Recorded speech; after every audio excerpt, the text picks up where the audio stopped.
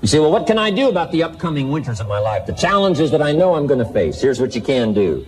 You can get wiser and stronger and better.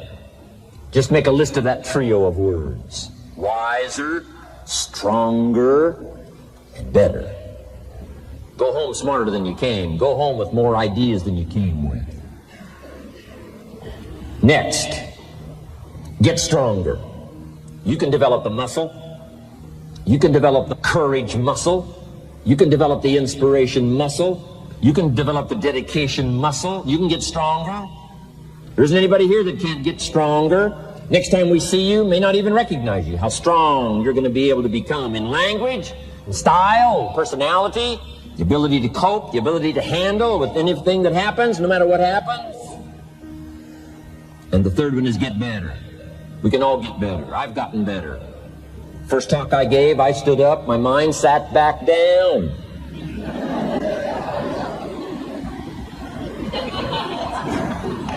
I love to wait for the translation to finish, see if I can get some more reaction here.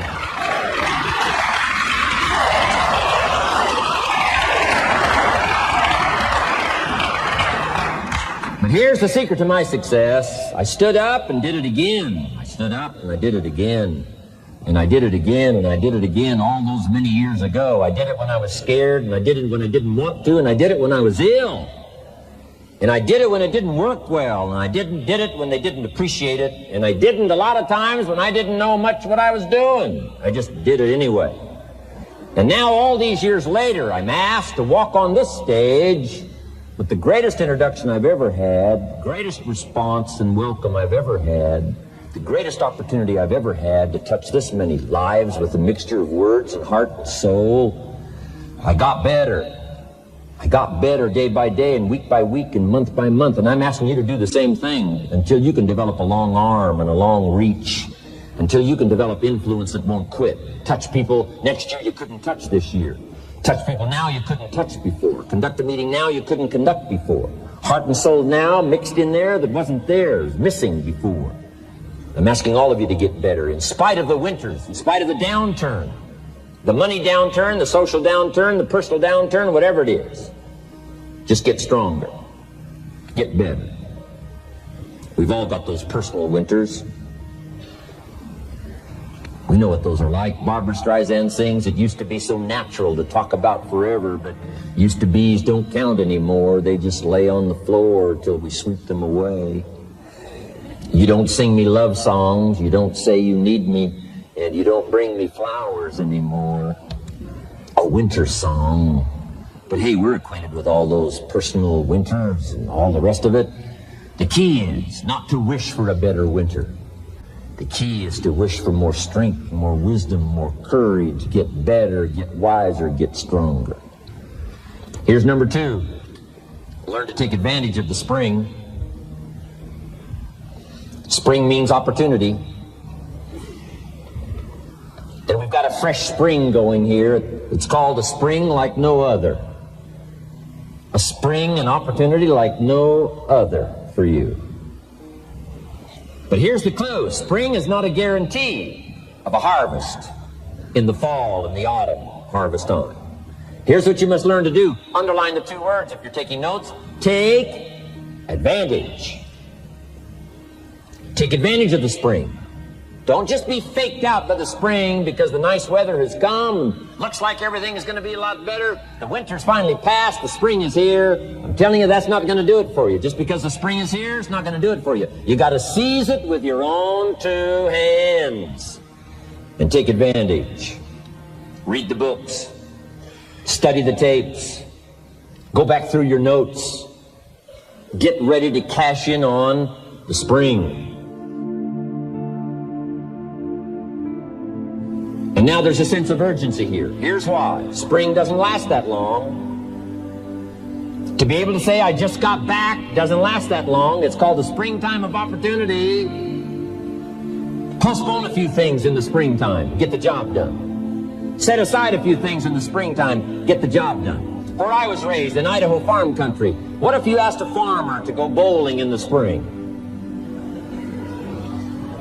What would he probably say? They would say, you're insane. You can go bowling in the winter.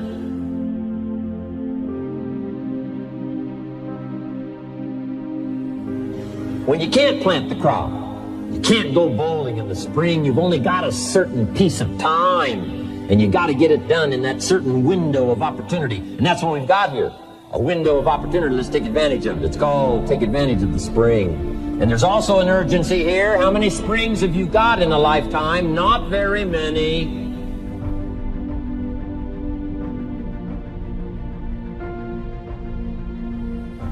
Life is brief at the longest. The Beatles wrote, life is very short. And for John Lennon, it was extra short. For Michael Landon, it was extra short. But it is short. There's an urgency here. Don't waste your springs. Don't just let them pass, hoping the time will pass. Take advantage.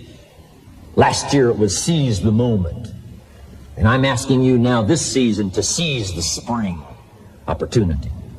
You got a new organization going, seize the spring. You got a new distributor going, seize the spring. You've got a new life situation going, seize the spring. Take advantage of it. Don't let it pass without giving it the best of your two hands and your attention. Number 3, first, learn how to handle the winter. Second, take advantage of the spring. Number 3, in the summer, learn to nourish and protect. We've got some major challenges now come summertime. One is to nourish our values, take care of them, feed them. Don't let them go hungry. Don't let them go wanting in nourishment and care. And then here's something else we've got to do in the summer. Defend ourselves against the enemies. Summertime is a unique time. It's a time of opportunity. It's also a time of challenge. But what else is new? It's what life is called. The last 6,500 years reads like this: opportunity mixed with difficulty. Opportunity mixed with challenge. We've got a chance to grow like never before, but I'm telling you, there's going to be many enemies that's going to try to prevent us. As soon as you plant the garden, the busy bugs and the noxious weeds are out to take it, and you've got to learn not only to nourish your values, you've got to learn to do battle with your enemies. Whatever threatens you, I'm asking you to threaten it back. Take care of your responsibility, but don't take anything off of anybody. Somebody wants to destroy your chances for a good future by their negative talk, negative thinking, putting it all down. I'm telling you, walk away if you have to. Walk away. Whatever threatens you, threaten it back. Whatever threatens your opportunity, threaten it back. Now, some of our enemies are on the outside, but here's the most important thing to understand. Some of our enemies are on the inside. Let me give you a quick list. Indifference. You got to do battle with your own indifference. Boy, it's easy to coast, especially if you've accomplished something, extraordinary. Now, somebody says, well, I got to relax. Here's the key: not too long. The weeds will take all you plant if you rest too long. Don't rest too long.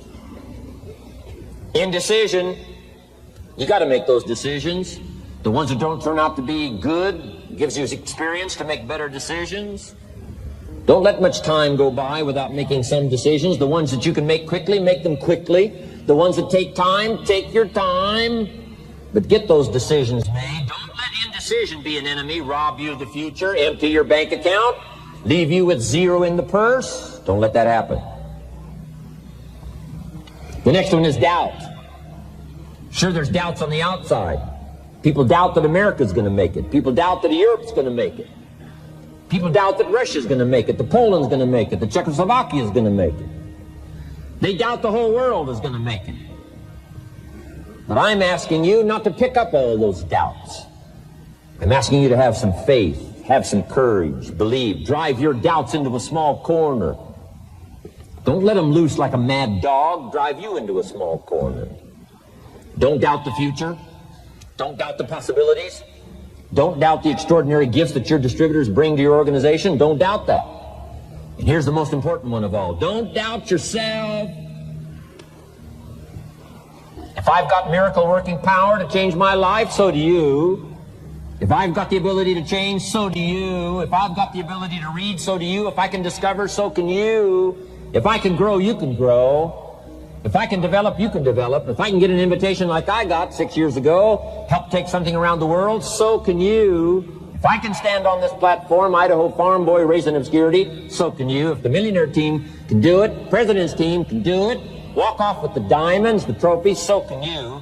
I'm asking you, don't sell yourself short. We haven't sold you short. That's why Mark, Larry, and Dr. Katzler and I have decided to invest a big share of our life these 4 days in being with all of you. If we didn't think you were worth it, we wouldn't have showed up. We don't need to conduct another meeting. We don't need to walk on another stage. We don't need to get up early like we get up. Don't need it. Except for the challenge and the opportunity to invest in this many people's lives who wouldn't get up early. To have a chance to work miracles and invest in this many people's lives and help turn the world upside down for better nutrition called Herbalife.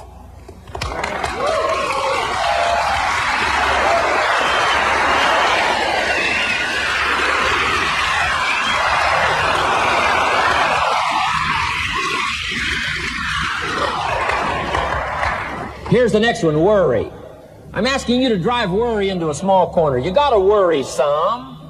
All this negative stuff serves some purpose, but the key is for you to be the master, not the servant. If it's 2 o'clock in the morning and your daughter's not home yet, best you worry. In New York City, if you step off the curb and one of those yellow taxis is coming, best you worry.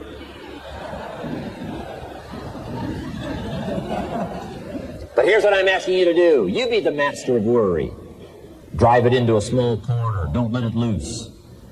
And I'm asking you to go home with some new faith and some new courage. I'm asking you, don't worry. Drive it into a small corner. We've all got concerns, and sometimes we all wonder, and sometimes there's a little crack of doubt. We worry a little, but I'm telling you, drive it into a small corner. Drive your worries into a small corner. Enemies of the mind you got to do battle with in the summer. One is pessimism that tries to get you only to see the negative side. Of course, there's the negative side. Life is part negative. What else is new? If the glass is half empty, it is half empty. You say, well, I've been only taught to see that it's half full. Well, sure, it's half full. But it's also half empty. I mean, can't you handle that? I mean, that's not too difficult. But here's what pessimism would try to get you to do. Believe that it's only half empty. And when pessimism comes to your mind, you've got to educate pessimism, because pessimism is stupid. Pessimism tries to get you to believe that it's only half empty. You got to say, pessimism, you've never been to school. Too dumb and stupid to know. Now, of course it's half empty, but it's not only half empty. It's also half full. I'm asking you to be in charge. Be in charge of your own mind. Be in charge of your own destiny. Do battle with your enemy in the summertime. In the summertime, you got to learn to love like a mother. Hate like a father. Give life like a mother. Nourish. Take life like a father. Father says to whatever threatens his family, take 2 or 3 more steps toward this family and threaten them, you'll cease to exist. I'm father. I kill.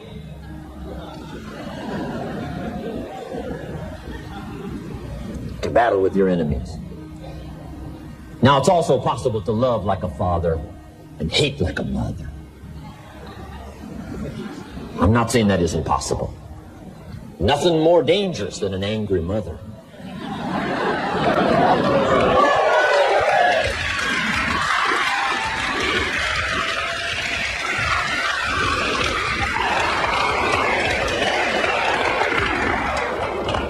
I saw an article in a magazine a little bit ago up in Canada. It showed a man with some claw marks on his back, had his shirt off, big teeth marks in his neck. This man was out in the woods, had his flash camera, saw a mama bear with a little cub. Thought, though, this is cute. Took a flash picture. Mama bear takes unkindly to this flash picture. Promptly chases the man, catches him, almost kills him before somebody rescued him. So, beware, mama bear. Okay? Love like a father, hate like a mother, give life like a mother, take life like a father, or however you want to arrange it, just so you nourish your values, nourish your family, nourish what's valuable for you, nourish your organization, nourish your distributors, nourish your customers, take care of your responsibilities, feed, nourish, but then I'm also asking you to do battle with your enemies. Take sword to your enemies. Whatever's going to destroy those values, take sword to it. If it's worry, take sword to it. If it's threat, threaten back. You got to be like your bloodstream. Good illustration. Red corpuscles to nourish, like a mother.